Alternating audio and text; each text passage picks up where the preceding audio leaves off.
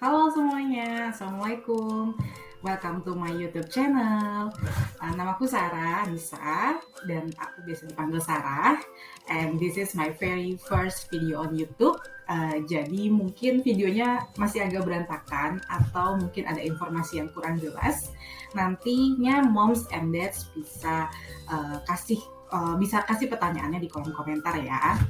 So, kali ini aku ingin cerita tentang pengalamanku mendampingi anakku untuk terapi speech delay menggunakan BPJS Kesehatan.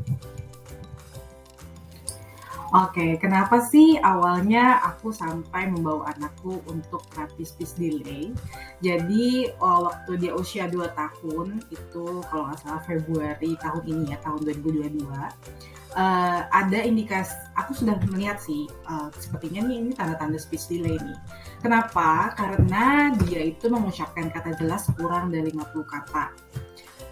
Dan padahal usia 2 tahun itu harusnya 50-100 kata ya. Terus dia sering babbling gak jelas, menunjuk kalau ingin meminta sesuatu dan bukan bilang. Jadi kalau misalkan dia mau minum atau dia mau minta diambilin barang gitu ya, dia tuh cuma nunjuk-nunjuk aja gitu, gitu. Tapi dia nggak, kalau kita tanya mau ambil apa gitu, coba sebutin mau ambil apa, dia tuh nggak akan bilang gitu, walaupun dipaksa-paksa juga.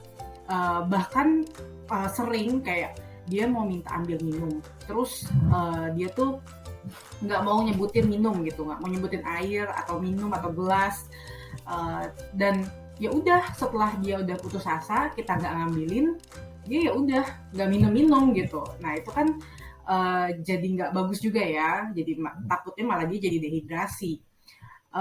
Kemudian dia juga sering kesulitan memahami instruksi, sepertinya dia kayak nggak nangkep gitu kita ngomong apa.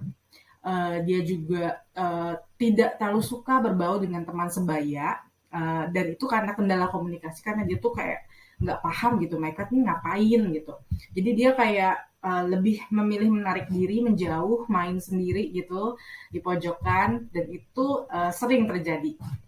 Kemudian juga sulit fokus dalam artian kayaknya tuh nggak bisa lebih dari 2 menit gitu, bertahan 2 menit aja tuh nggak bisa gitu. Misalkan lagi baca buku, dibacain buku, nah dia tuh kayak nggak bisa bertahan 2 menit aja tuh susah gitu, pasti mau ke aktivitas lain. Memang sangat aktif, anakku sangat aktif, sangat ceria, tapi ya gitu, dia kayak nggak fokus gitu. Dan yang terakhir, yang paling kelihatan adalah kecanduan televisi. Kalau TV dimatikan, marah-marah, nangis, dan dia sering menirukan berbagai gerakan tokoh-tokoh kartun yang ada di TV. Nah, itu sudah merupakan indikasi kecanduan TV ya, moms and dads. Memang itu salah saya, salah suami ya gitu, salah kami, membiasakan untuk nonton TV sejak kecil. Dan itu padahal harusnya anak di bawah 2 tahun itu bebas media gitu ya, jangan dikasih tontonan atau apa. Nah memang karena saya itu kerja di rumah, waktu itu masih kerja di rumah full time sebagai freelancer, dan TV tuh ya saat itu saya belum ada pengasuh, belum ada neni yang bisa bantuin, dan TV tuh kayak yang membantu saya banget gitu untuk membuat anak tuh tetap anteng, nggak kemana-mana gitu ya, tetap di tempat. Dan ya akhirnya dianya terlena juga sama TV, kami juga sebagai orang tua juga terlena ketergantungan sama TV. Nah itulah akhirnya sampai di suatu titik baliknya bagi kami ya sebagai orang tua itu di bulan Agustus 2022. Kita pernah kayak ketiduran gitu, udah capek kerja, banyak kerjaan, kita ketiduran di ruang TV, saya dan suami. Dan anak kami waktu itu dia nonton TV terus-terusan. Saya pikir oh ya udahlah, saya sempat dengar sih suara TV-nya gitu, tapi saya berpikir kayak ya udah nanti dia juga tidur sendiri. Sampai akhirnya kita kebangun, saya dan suami kebangun jam 2 pagi, dan anak saya tuh masih semelek-meleknya melototin TV. Wah ini udah nggak benar nih. Saya matiin TV, wah dia tantrum luar biasa. Tengah malam tantrum sampai sulit diamkan lah, sampai sejam lebih lah, itu udah mau subuh gitu ya.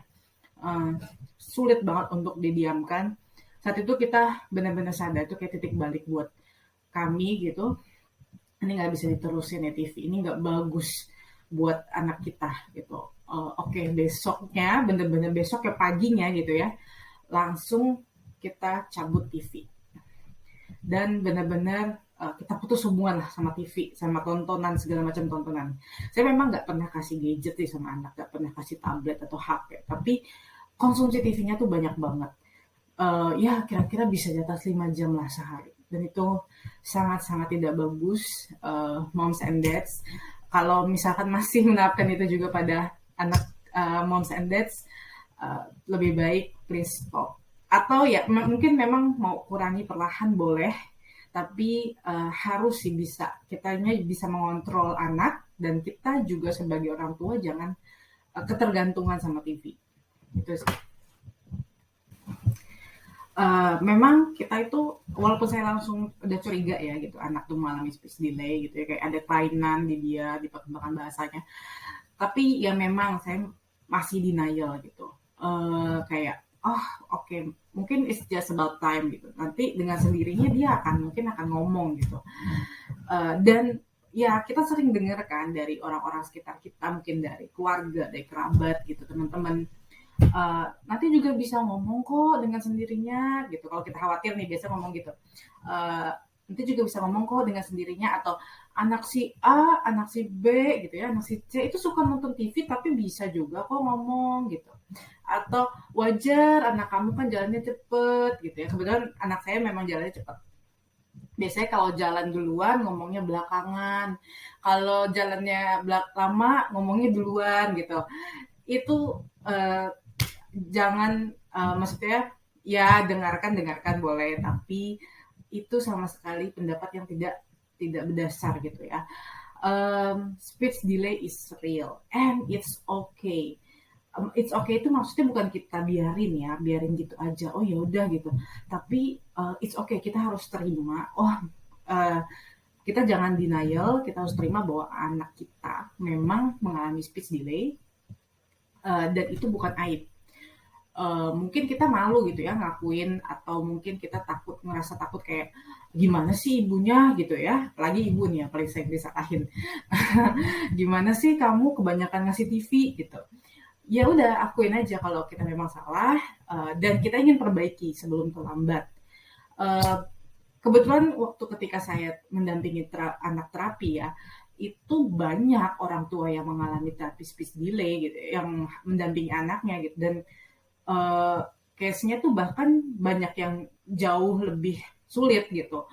Dan itu ya nggak sendirian gitu, moms and dad itu nggak sendirian gitu kalau mengalami anak speech delay. Banyak anak yang mengalami speech delay, dan awalnya untuk kita bisa mau menjalani terapi adalah kita nggak denial dulu terhadap kondisi anak kita. Kita tahu ada yang salah, insting kita ya, kita kan sebagai orang tua pasti punya insting. Kita tahu nih ada yang salah, kita perbaiki gitu ya. Jangan kita mungkin nanti akan baik dengan sendirinya. No, parenting is about an effort ya. Sama kayak orang bilang kan, cinta itu adalah kata kerja gitu ya. Nah, parenting juga being a parent juga kata kerja gitu. Kita kan jadi orang tua karena cinta, dan cinta itu butuh effort gitu. Kalau kita cinta sama anak ya memang kita harus punya effort untuk dia gitu. Oke, setelah kita menyadari nih bahwa anak kita kemungkinan mengalami speech delay, apa sih yang harus dilakukan? Yang pertama adalah saran saya ya, berdasarkan pengalaman, periksakan ke dokter spesialis anak dulu.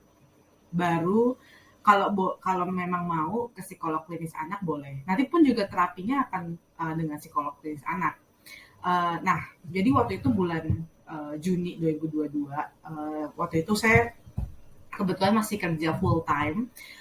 Saya sempat kerja full time lah sebentar di saat itu, dan saya waktu itu bawa anak pas weekend tuh bawa anak ke klinik tumbuh kembang. Nah, klinik tumbuh kembang kita ketemu sama psikolog klinis anak. Terus beliau melakukan assessment gitu ya, dan ternyata assessmentnya itu kayak cuma tanya jawab gitu antara kami, saya dan suami terhadap mengenai perkembangan anak kami. Dan setelah tanya jawab yang pertanyaannya panjang banget, dan setelah tanya jawab tersebut, beliau menyimpulkan bahwa Bapak Ibu ini ada kemungkinan, tapi ini masih kemungkinan bisa jadi bisa jadi salah gitu ya. Ini ada kecenderungan ke arah autisme atau ADHD. Kalau nggak salah ADHD, coba cari sendiri ya di Google ya. Itu semacam kayak semacam kayak ada gangguan pada otak anak yang menyebabkan kesulitan fokus. Tapi ini harus akan ditentukan setelah melakukan terapi gitu ya. Jadi waktu itu setelah konsultasi kita langsung di-set tuh diplot untuk terapi di situ gitu, untuk ngambil paket terapi. Nah nanti katanya tiap 3 bulan sekali akan ada assessment ulang melihat perkembangan.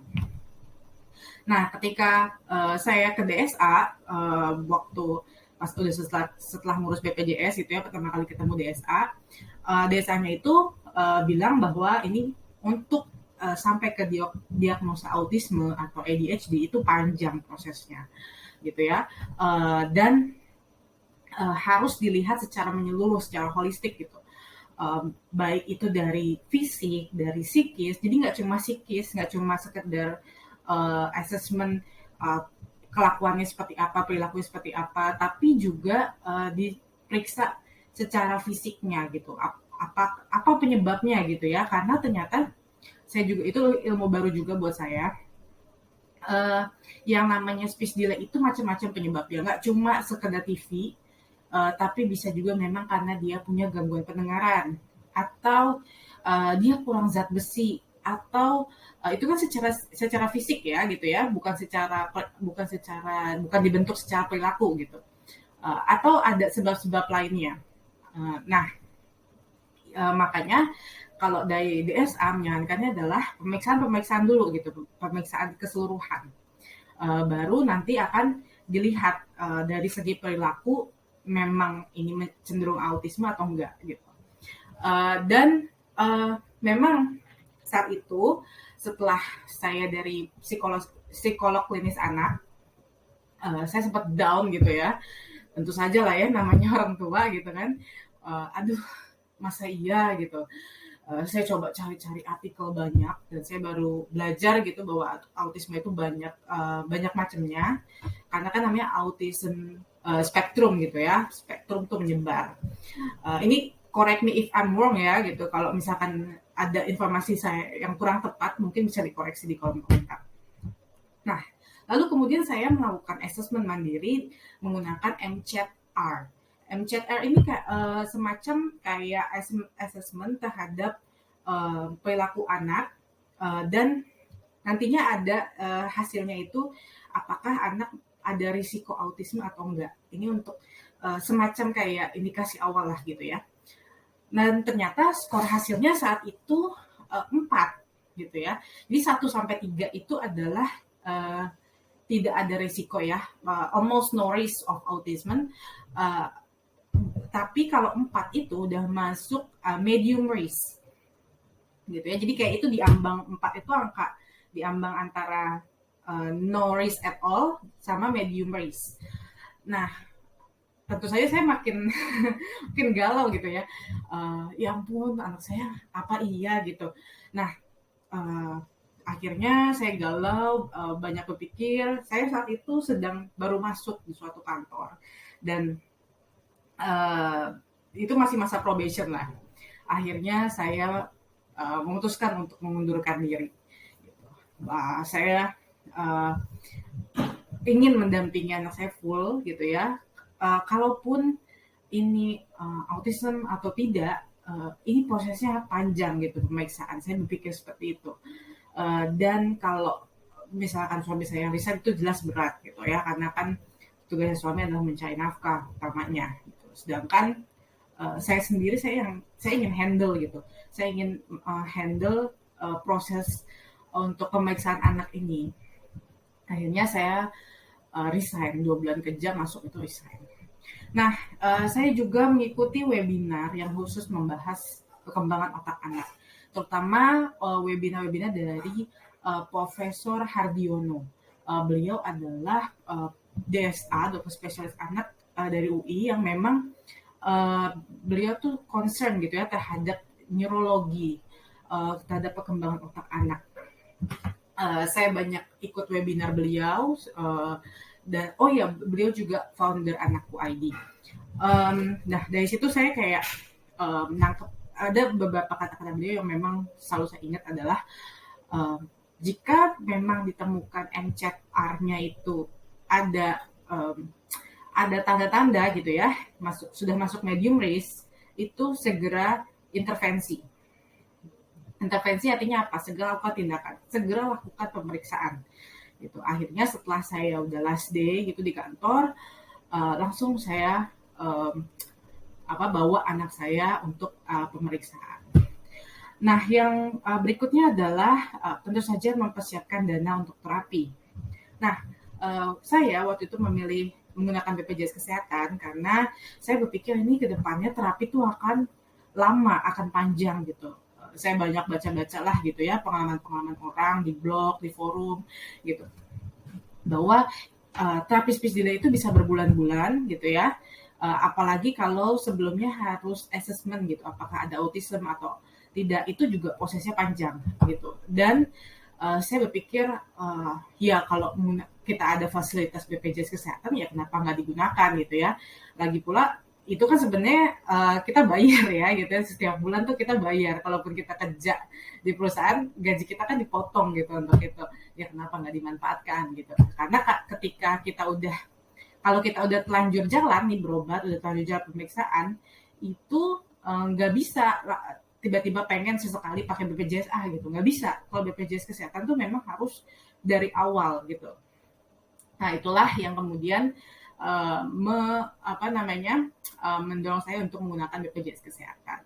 Di luar itu tentu saja moms and dads harus persiapkan dana-dana lain seperti mungkin butuh ongkos untuk mencapai fasilitas kesehatan atau rumah sakit, ya kan, pastinya bawa kendaraan sendiri butuh isi bensin, ya enggak.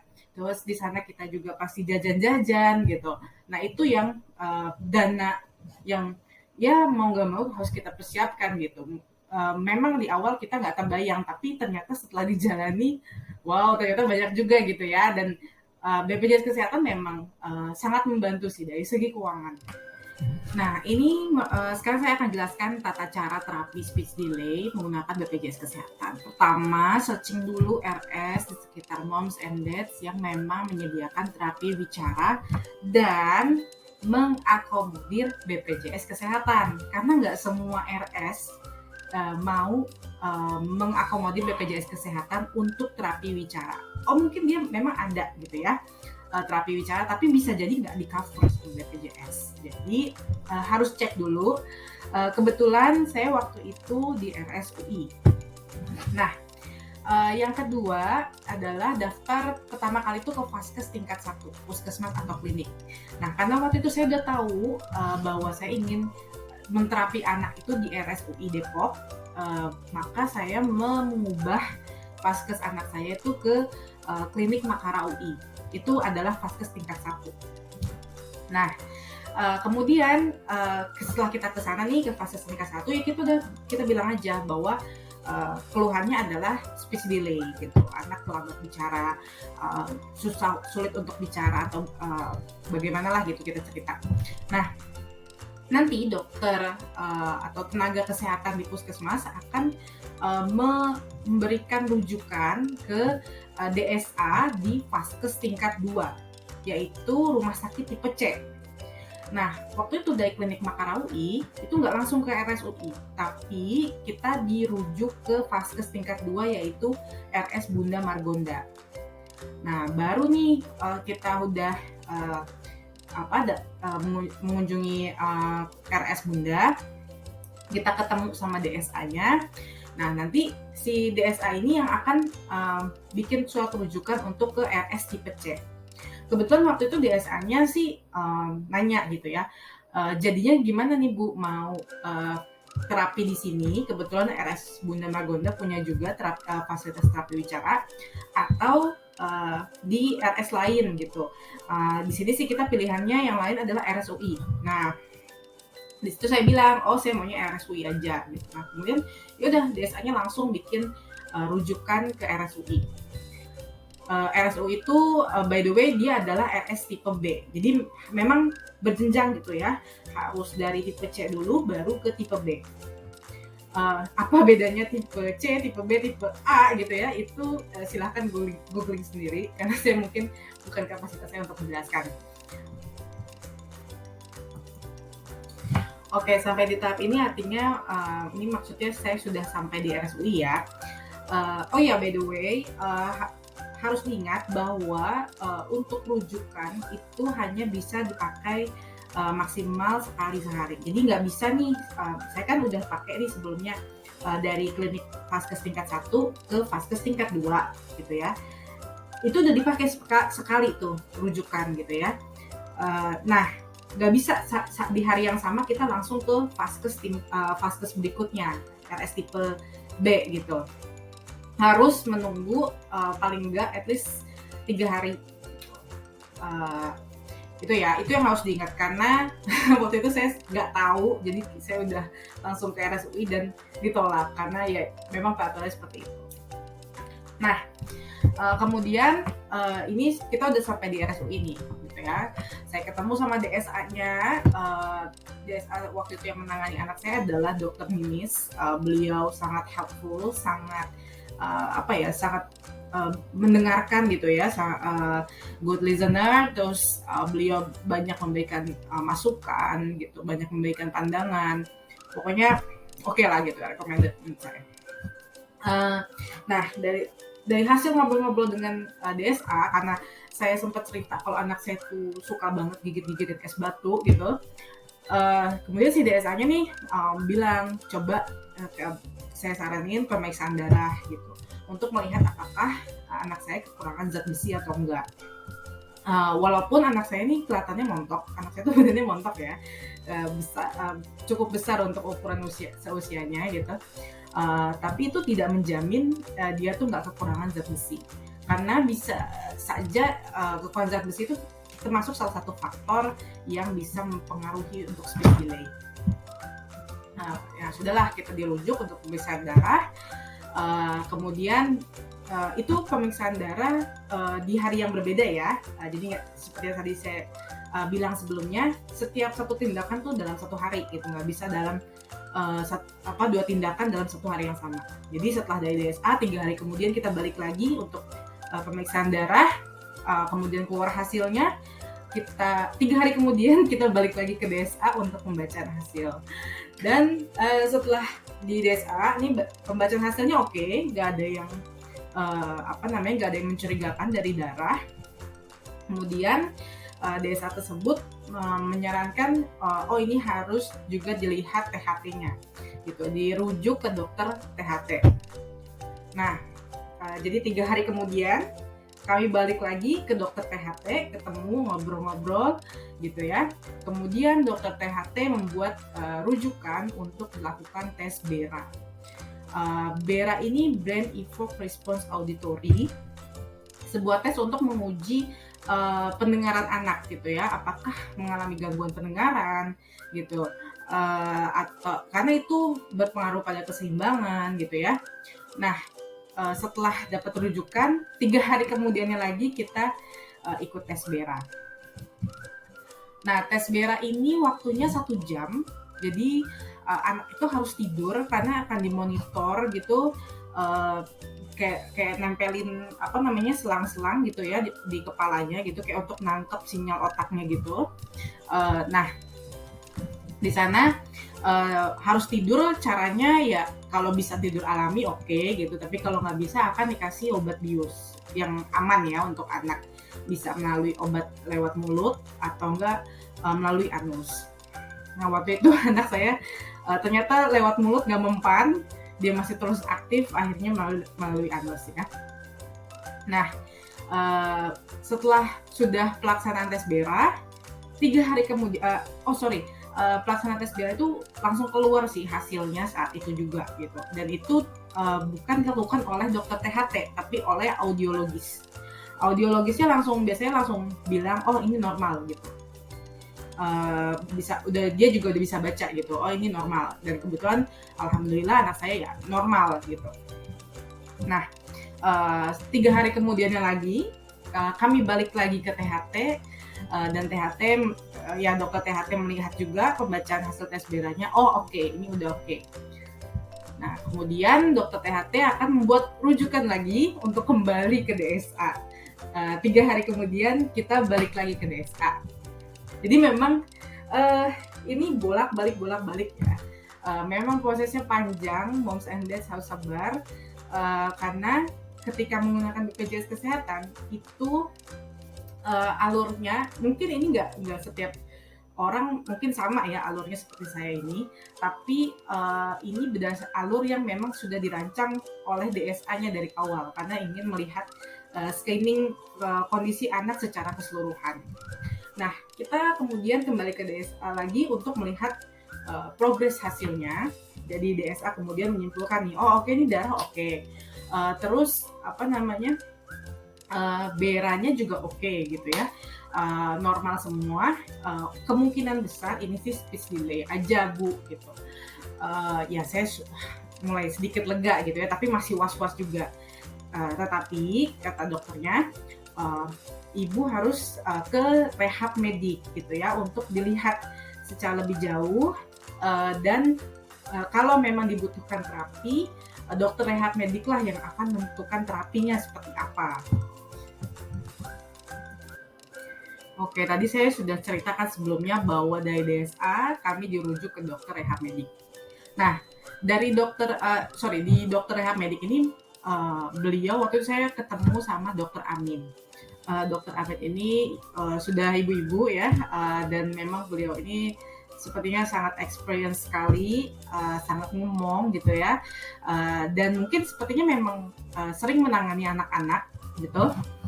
Dan waktu itu tadinya anak saya kayak tantrum gitu, nggak mau masuk ke ruangannya, Pak. Dan ketika dokter Amin kayak megang gitu ya, kayak agak ngomong anak saya, nah anak saya jadi kayak nurut gitu.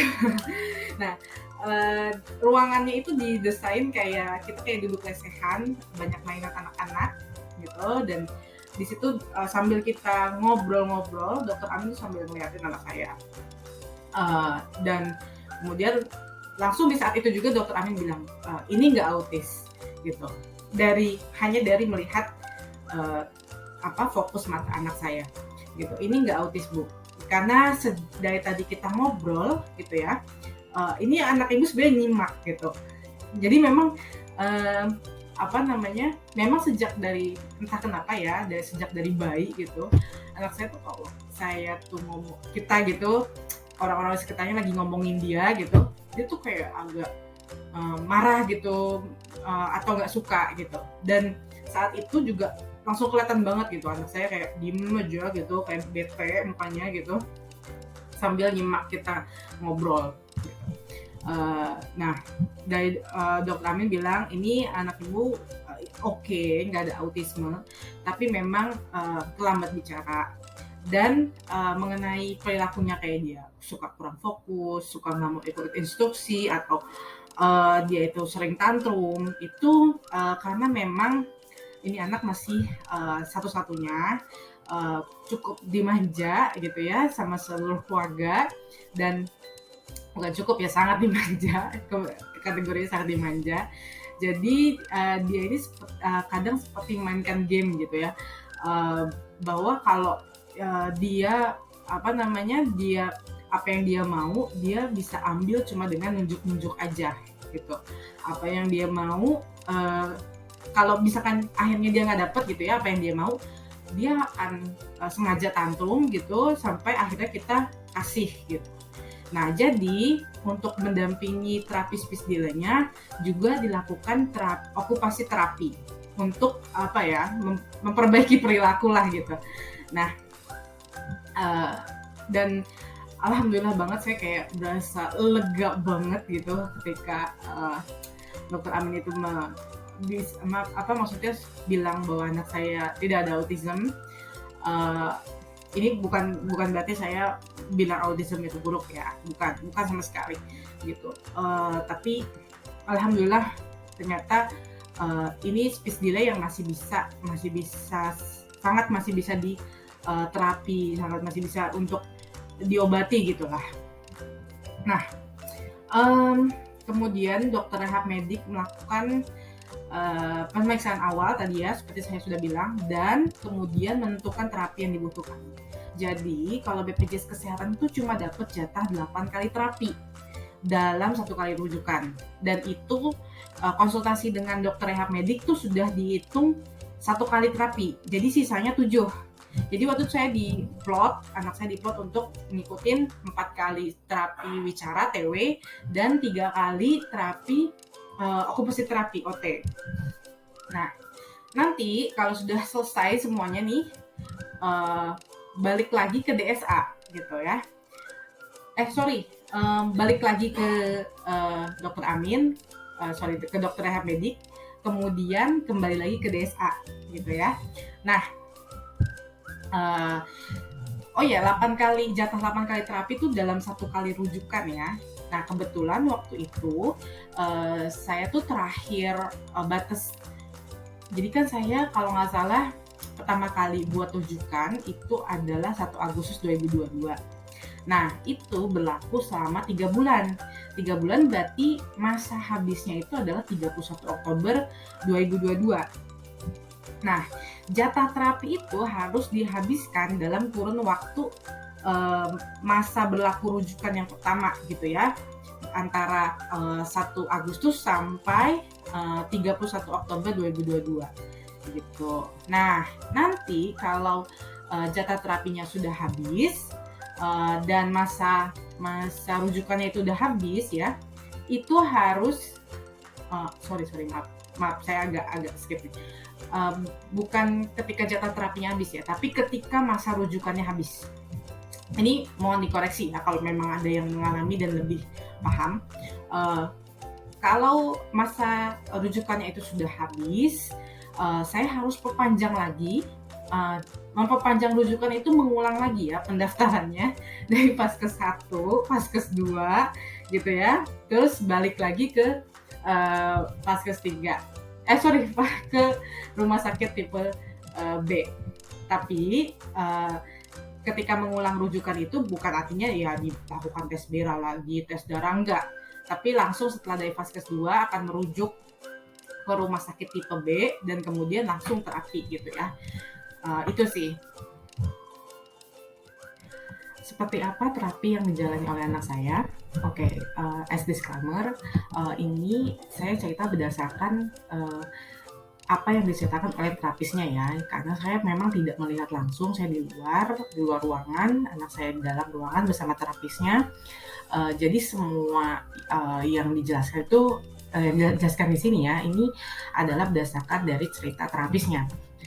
Nah, seperti yang saya sudah katakan sebelumnya bahwa anak saya mengikuti terapi bicara dan okupasi terapi.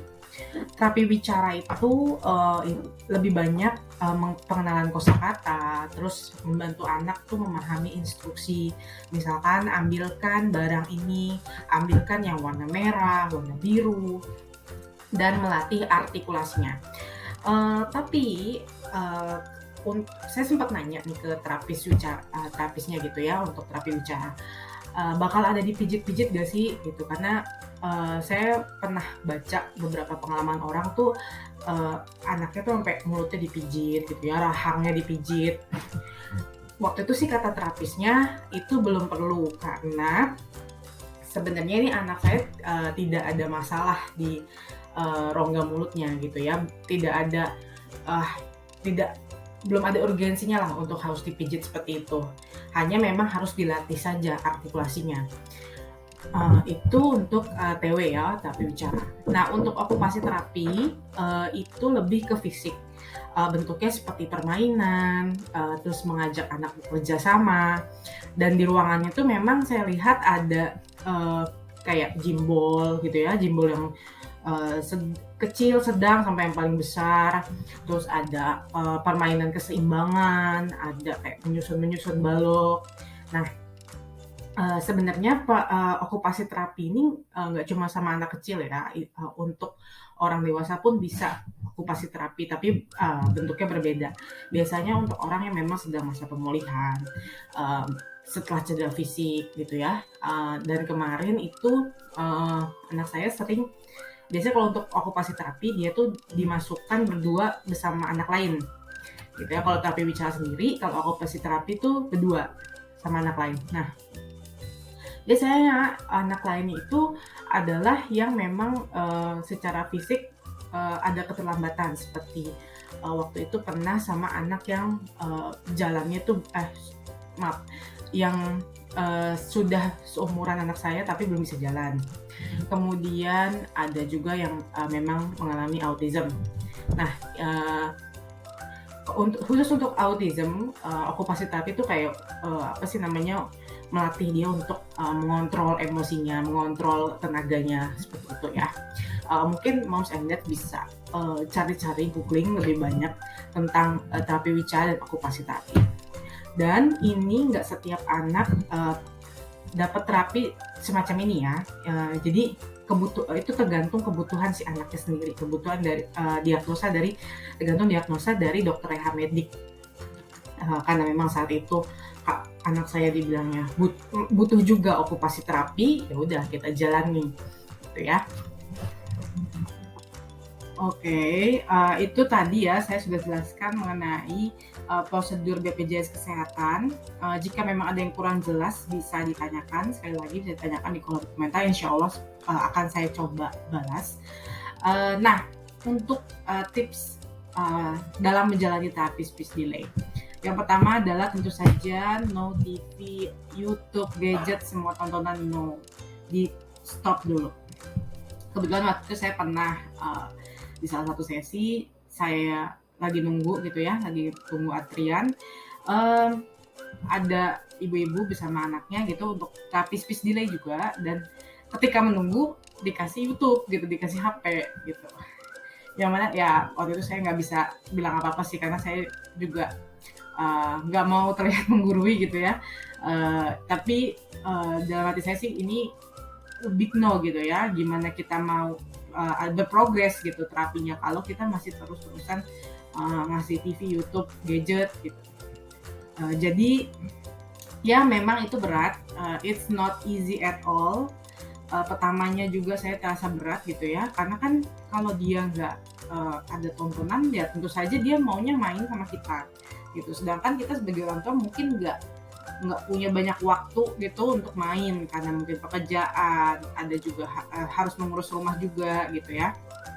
Nah, tapi sisi positifnya adalah itu membuat saya dan suami tuh jadi benar-benar berusaha meluangkan diri untuk quality time bersama keluarga. Jadi kan kebetulan neninya anak saya itu pulang pergi ya, jadi kalau sampai jam 6 sore itu udah pulang gitu. Nah, jam 6 sore juga kita udah selesai kerja gitu ya, ayahnya pulang kerja, saya juga kerja dari rumah dan itu udah selesai. Dan ya udah kita malam setelah di atas jam 6 udah kita juga sebagai orang tua nggak megang laptop gitu ya, bener-bener fokus untuk main sama anak, bercengkrama gitu. Itu memang awalnya sulit gitu untuk bener-bener fokus main sama anak dalam waktu yang lama gitu.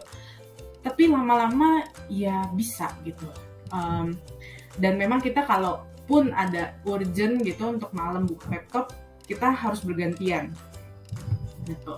Intinya itu, kita sebagai orang tua ya juga harus membiasakan diri kita juga gitu. Nggak, itu kan kita memberikan tontonan kayak kita kayak kita nyari bantuan gitu kan untuk menemani anak kita. Nah, itu yang harus kita hindari selama terapi.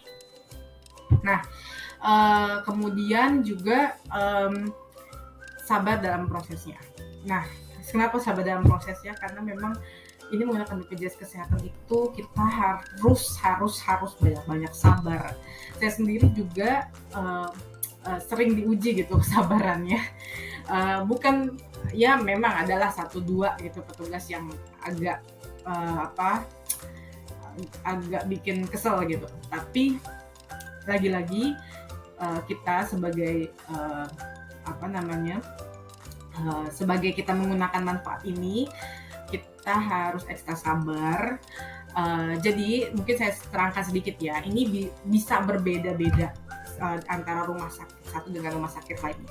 Tapi khusus untuk rumah sakit UI, mungkin ada moms and dads yang mau bawa anak terapi speech delay di RSUI, itu kita kalau alurnya adalah kita datang verifikasi berkas dulu, antri, ambil nomor antrian gitu ya untuk verifikasi berkas, dan ambil nomor antrian itu banyak sekali. Walaupun udah berusaha datang, saya udah pernah berusaha datang jam 9, jam 8, jam 7, tetap aja itu tetap banyak, udah rame gitu ya. Mungkin orang dari subuh kali ya di sana gitu. Sedangkan saya kayaknya nggak sanggup deh kalau subuh ke sana gitu, karena ya tahu sendiri namanya mempersiapkan anak kecil tuh, anak balita tuh kan nggak mudah gitu untuk berangkat, banyak yang dibawa. Nah,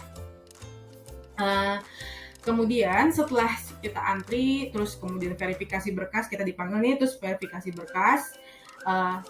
Verifikasi berkas yang harus disiapkan terus adalah pertama, kertas rujukan yang pertama kali. Pertama kali itu adalah berarti kertas rujukan dari RS Bunda Margonda waktu itu ya, dari fase tingkat 2, rumah sakit tipe C ke rumah sakit tipe B gitu ya. Kalau misalkan moms and dads tidak ke rumah sakit tipe C, misalkan memang terapinya di rumah sakit tipe B gitu, ya udah, itu rujukan awal itu yang harus dipegang terus ya. Nah, rujukan awal ini harus selalu difotokopi gitu ya. Saya juga nggak paham kenapa begitu banyak berkas yang harus difotokopi. Waktu itu saya pernah nanya sih, waktu itu saya pernah ketinggalan gitu. Saya pernah nanya, kenapa sih ini harus difotokopi terus gitu ya.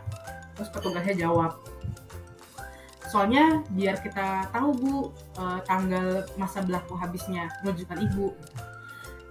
Saya pengen nyanggah, tapi mungkin ya itu sudah template ya jawabannya, dan pasien yang diurus nggak cuma saya gitu. Tapi sebenarnya dalam hati saya berpikir adalah, kan sudah ada datanya juga, kalau kita cek aplikasi mobile JKN tuh ada gitu datanya sampai kapan rujukan kita habis berlakunya. Tapi ya itu, ya kita memang harus bersabar mengikuti alurnya gitu ya, harus selalu difotokopi, selalu disertakan. Dan yang kedua adalah rujukan terbaru. Jadi misalnya saat itu kayak saya nih, DSA ngerujuk ke dokter THT. Nah, pas saya datang, saya pengen tes BERA gitu. Nah, harus menyertakan rujukan dari pas saya datang, saya ingin ke dokter THT gitu ya.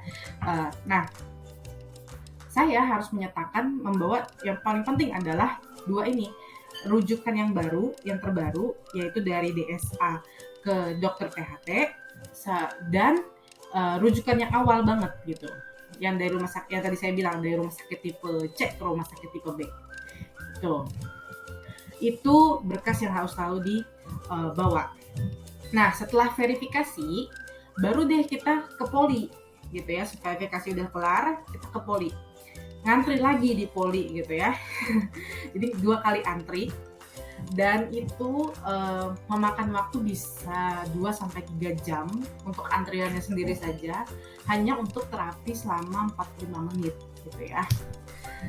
Jadi sesi terapi itu 45 menit, 1 jam sebenarnya, 60 menit, 45 menit untuk terapi anak bersama si terapis, 15 menit untuk konsultasi orang tua dengan terapis.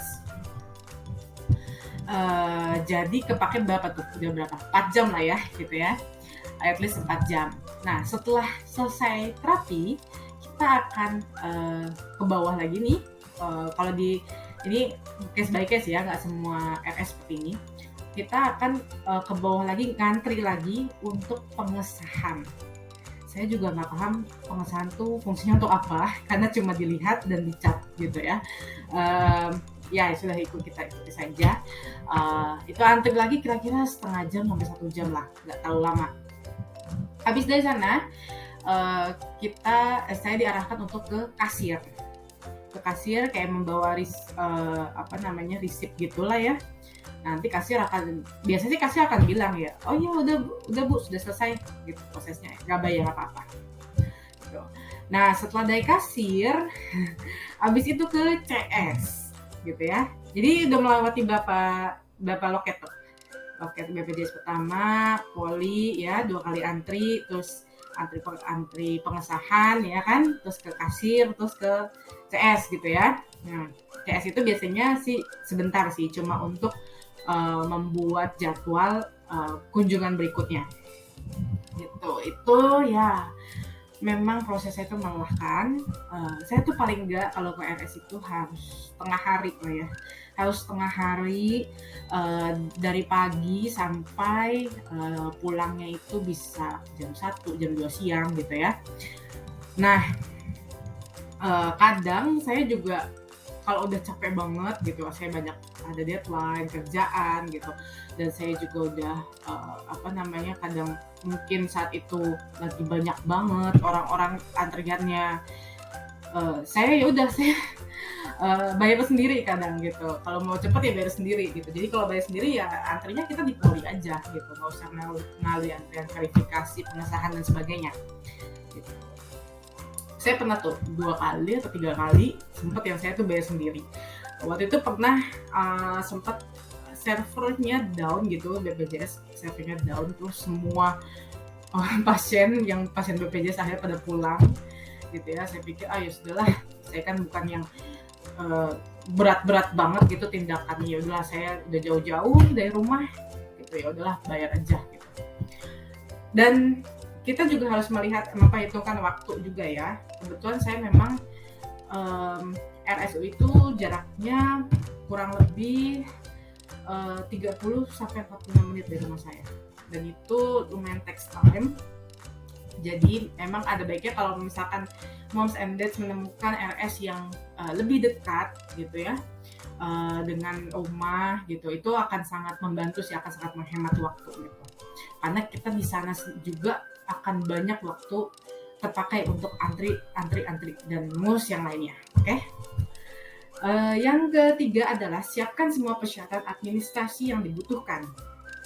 Tadi ya seperti saya bilang, itu yang paling penting, dan jangan sampai ada yang ketinggalan gitu.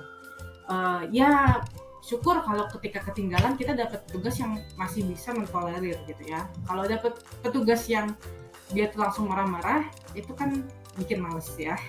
Saya pernah soalnya sekali, saya lupa untuk fotokopi gitu. Itu lagi riuh banget. Saya lupa untuk fotokopi rujukan pertama, dan saya jadi agak adu mulut gitu sama tugasnya. Karena saya pikir kenapa sih kok ribet banget, padahal di deket dia itu ada mesin fotokopi gitu. Kenapa nggak fotokopi aja gitu? Kan itu nggak nyampe 2 menit gitu. Tapi dia bersikeras sampai akhirnya dia ya udah mengalah lah gitu. Akhirnya dia fotokopi juga gitu, karena saya agak sengit juga gitu ya. Dia namanya mama ya. Itu jangan sampai moms and dads mengalami seperti itu. Jadi untuk mengantisipasinya adalah siapkan semua persyaratan administrasi dengan lengkap gitu ya. Cek dan cek lagi. Kemudian gunakan waktu tunggu antrean dengan mengajak anak bersosialisasi di lingkungan sekitar. Saya juga merasa ini tuh Guma ini anak saya itu sekarang kan sudah banyak nih perkembangan bahasanya.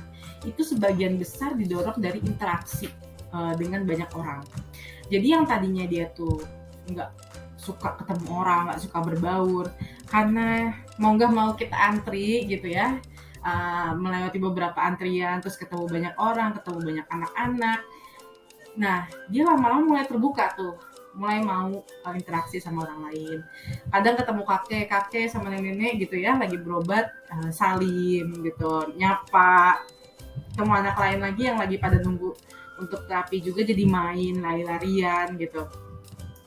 Nah, ya gunakan waktu untuk antri itu dengan kayak gitu ya, dengan mengembangkan kemampuan anak untuk interaksi gitu.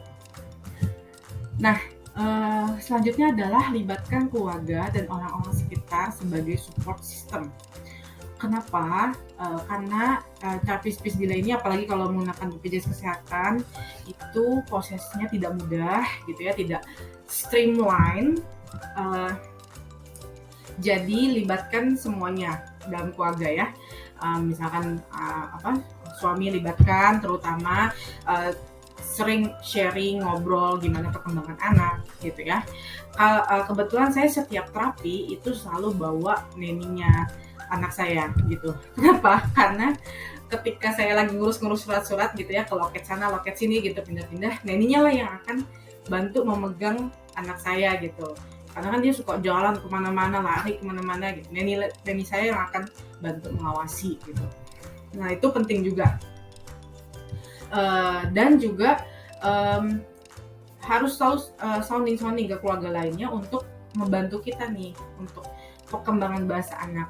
Kayak misalkan anak saya kan kadang-kadang tuh nginep gitu ya, kayak nginep semalam doang sih ke rumah neneknya. Dia tuh kan deket banget sama neneknya.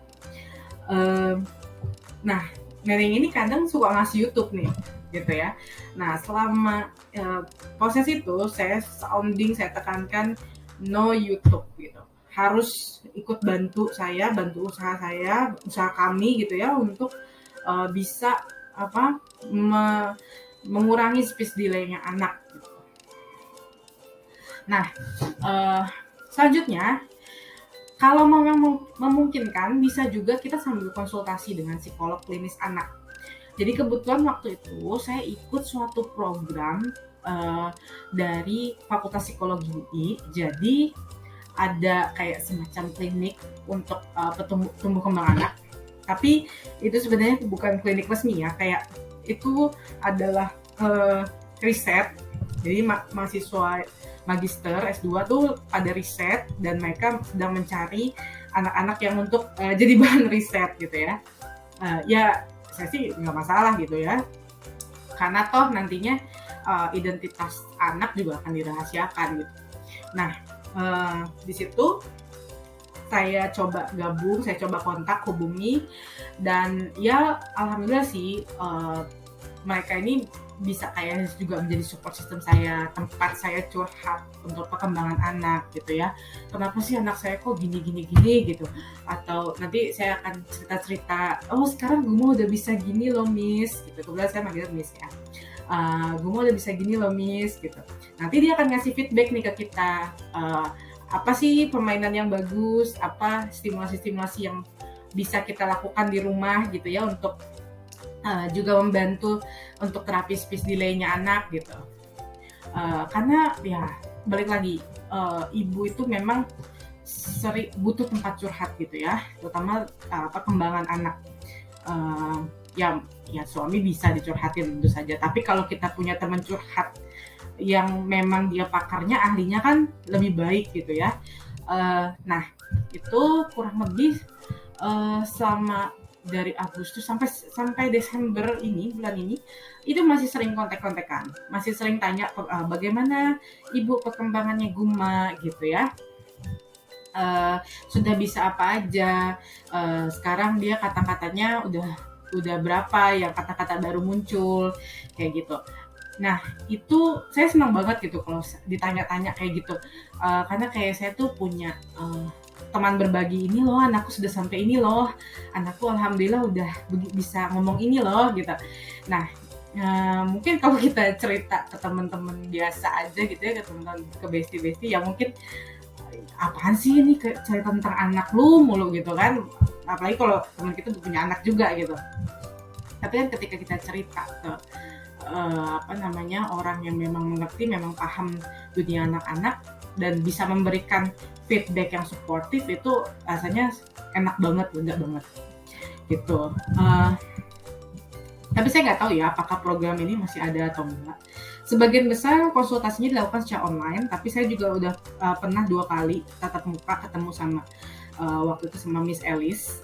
Jadi kita sempat mampir habis dari SUI, terus mampir ke Fakultas Psikologi, terus ketemu, ngobrol, terus ngajak anak saya main ke sana kemari.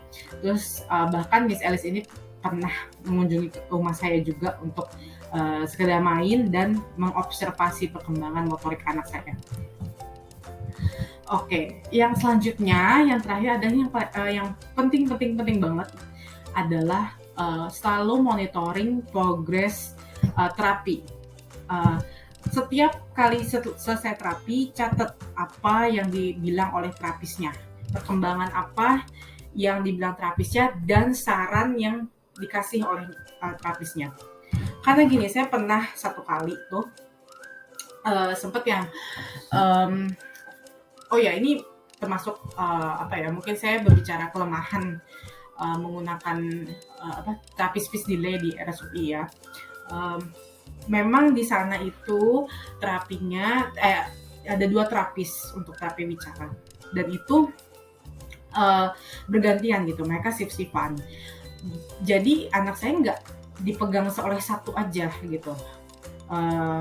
Bahkan mungkin di rumah sakit lain bisa lebih banyak orangnya ya, bisa. Jadi ya anak saya pas udah oke nih sama terapis A gitu ya, pas di switch ke terapis B dia nangis lagi gitu ya.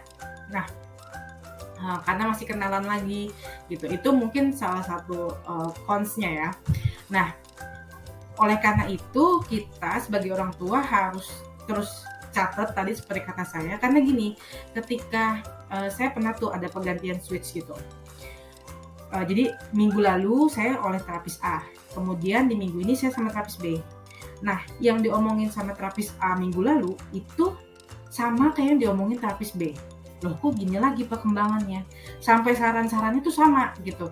Sarannya waktu itu saya ingat banget, ini Guma kayaknya nggak suka kalau menggunakan bahasa sentuhan ya Bun gitu. Jadi Guma nih harus banyak distimulasi secara sentuhan. Secara sentuhan contohnya bisa dengan mandi tuh pakai spons. Itu exact sama banget gitu dengan saran yang dari minggu lalu sampai ke minggu ini sama gitu. Kan saya ngerasa kayak kok nggak ada progresnya gitu ya. Nah, itulah pentingnya kalau terapi speech delay ya, menurut saya harus terintegrasi gitu ya, antara. Jadi ya oke lah, mungkin tidak memungkinkan untuk menggunakan satu terapis dalam seterusnya gitu dari awal sampai akhir, tapi seenggaknya antara terapis satu dengan terapis yang berikutnya nih ada kesinambungan gitu ya, jangan sampai ngulangin lagi saran yang sama gitu. Itu yang harus moms and dads lakukan sih, catat progresnya gitu ya. Memang mereka juga bikin catatan gitu, tapi kita juga sebagai orang tua harus punya catatan sendiri juga gitu. Jangan sampai kita lupa minggu lalu apa ya sarannya gitu, kok minggu ini ternyata sama lagi gitu. Dan berikutnya adalah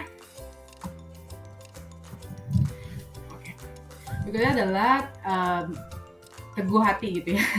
Teguh hati kenapa? Karena itu sangat-sangat wajar kalau anak kita ketika terapi mulai di awal itu akan nangis ya, tantrum.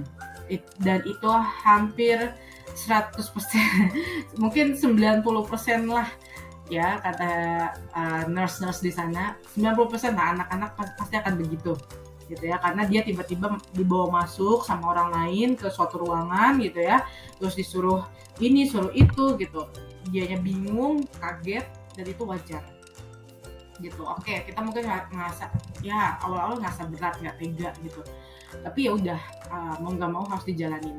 Dan memang benar ternyata anak saya tuh setelah kayak udah 3 kali terapi baru tuh terbiasa gitu, dan itu case by case ya. Ada anak yang memang dia sampai sebulan gitu ya, bisa sampai sebulan masih nangis terus. Ada yang cepet 1-2 kali terapi oke, langsung mingle gitu sama terapisnya, tapi ada juga yang ya butuh 2 minggu, seminggu gitu, dan itu beda-beda setiap anak proses untuk adaptasinya ya dengan terapis. Tetap optimis, moms and dads harus tetap optimis bahwa bisa, anakku pasti bisa ikut terapi gitu ya, bisa menjalani terapi dengan baik, dan insya Allah pasti ada perkembangan. Dan yang terakhir tentu saja banyak berdoa gitu ya. Karena memang kan memang ya memang Allah yang Allah atau Tuhan yang memang memberikan yang memang maha kuasa gitu ya untuk memberikan kemampuan bicara pada setiap anak gitu. Nah, kita terus berdoa, ya Allah semoga ini perkembangan anak saya ini tumbuh kembangnya baik gitu ya, bisa lancar bicaranya, terus berdoa gitu sambil kita udah usaha gitu ya, udah usaha secara fisik gitu ya, kita juga harus usaha secara hati, yaitu dengan berdoa gitu, banyak berdoa untuk kesehatan dan perkembangan anak kita. Karena tetap saja yang mengizinkan orang tuh bisa melihat, mendengar, bicara itu semua toolsnya itu disediakan oleh yang di atas, dan apakah tools itu berfungsi atau enggak itu juga disediakan oleh yang di atas gitu ya, oleh Allah. Jadi ya bungkus semua usaha kita dengan berdoa sih gitu. Oke, kembali ke kisah terapi speech delay anak saya. Jadi setelah 31 Oktober rujukan kami itu udah habis, rujukan speech delay. Nah itu saya nggak melanjutkan lagi karena waktu itu saya kebetulan saat itu saya ketika menterapi anak itu saya kerja freelance. Total setelah saya resign tuh dari kantor sebelumnya, tuh saya freelance sampai kemudian saya balik lagi ke kantoran gitu ya, tapi kerjanya itu full remote. Jadi waktu itu pikiran saya adalah, oh kalau saya kerja full remote, WFH, saya bisa curi-curi waktu nih lah gitu ya untuk terapi anak, bisa diatur waktunya fleksibel gitu, bisa kerjanya jadi mundur gitu waktunya. Nah, tapi ternyata karena saya udah sibuk gitu ya saat itu, udah tiba-tiba langsung banyak kerjaan gitu, dan akhirnya malah ketunda-tunda terus untuk memperbarui rujukan. Akhirnya saya kontak salah satu terapis di sana, Miss gimana nih, bisa nggak terapi Guma di rumah gitu, bisa home visit nggak gitu untuk terapi Guma di rumah.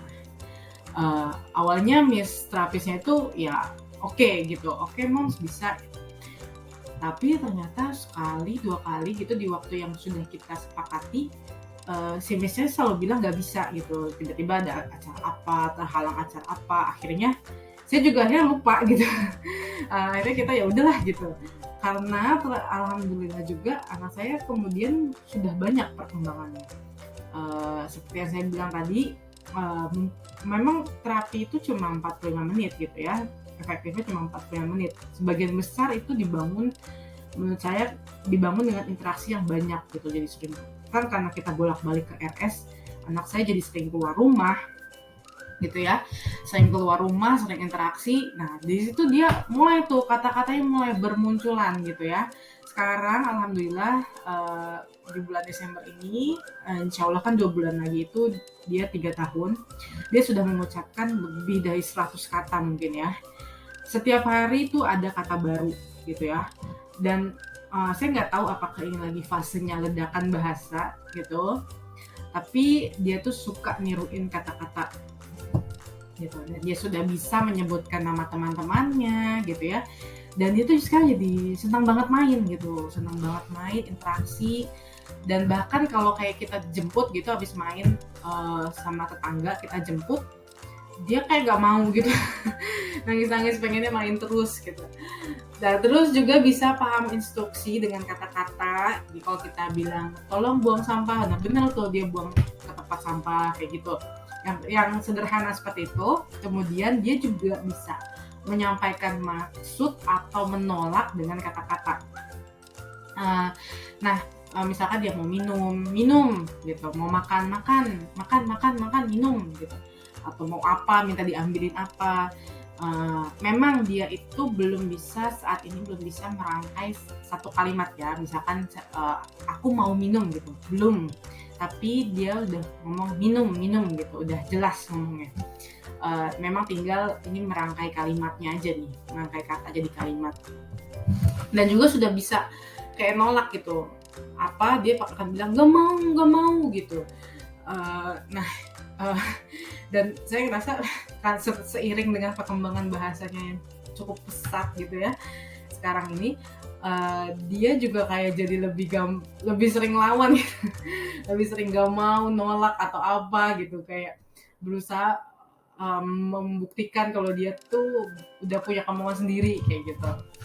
Dan anak saya juga jadi senang nyanyi sekarang, senang nyanyi walaupun belum jelas, tapi kayak nadanya tuh udah jelas, terus kata-katanya ada lah yang juga jelas.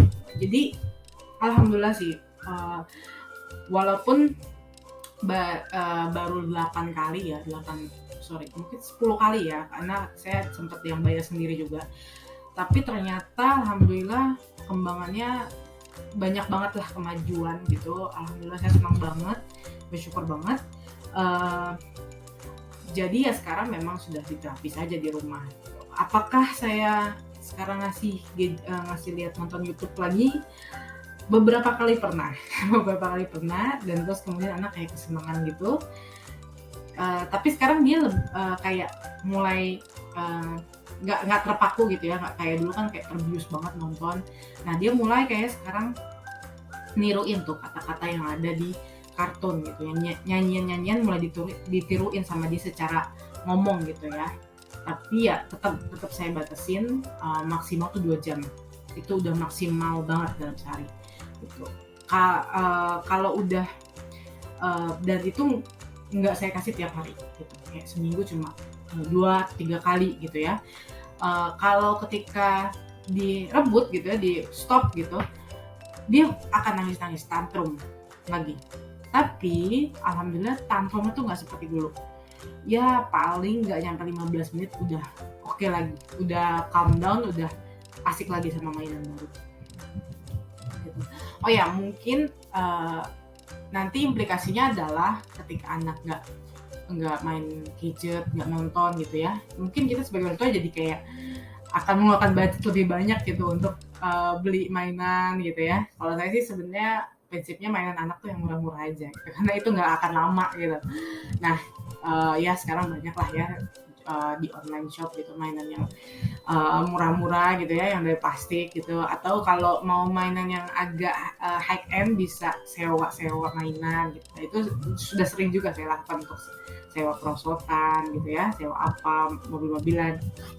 Nah ya memang di satu sisi itu jadi pengeluaran tambahan gitu ya, tapi itu memang sangat mengalihkan gitu, karena sebenarnya memang anak-anak tuh harusnya main itu gitu, bukan nonton gitu ya.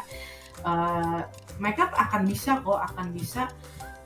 terus-terusan mainan ini gitu. Mereka otaknya pasti akan terus mengeksplor gitu, akan cari cara, nggak ada hiburan nih, nggak ada tontonan gitu. Mereka akan cari cara untuk menghibur diri mereka, untuk eksplor hal-hal lain gitu.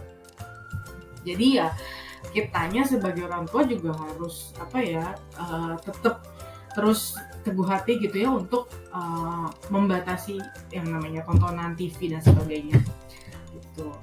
Oh ya, ini mungkin saya tidak ini case by case ya. Memang ada anak yang dari TV dia bisa belajar gitu ya, banyak kata baru atau sebagainya. Tapi case-nya anak saya adalah tidak seperti itu gitu ya. Jadi kita nggak bisa nyamain anak kita dengan anak orang lain akan sama gitu, akan sama reaksinya, akan sama kebiasaan, habitnya gitu, karena ya memang berbeda gitu ya.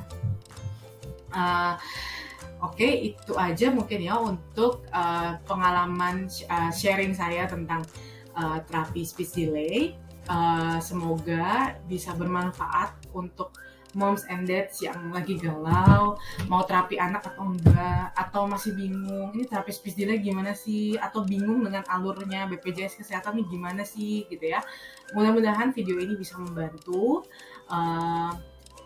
Please like ya, subscribe, dan boleh komen juga agar saya tuh bisa lebih semangat memberikan konten-konten berikutnya yang bisa bermanfaat untuk moms and dads. Oke? Thank you. Bye. Assalamualaikum warahmatullahi wabarakatuh.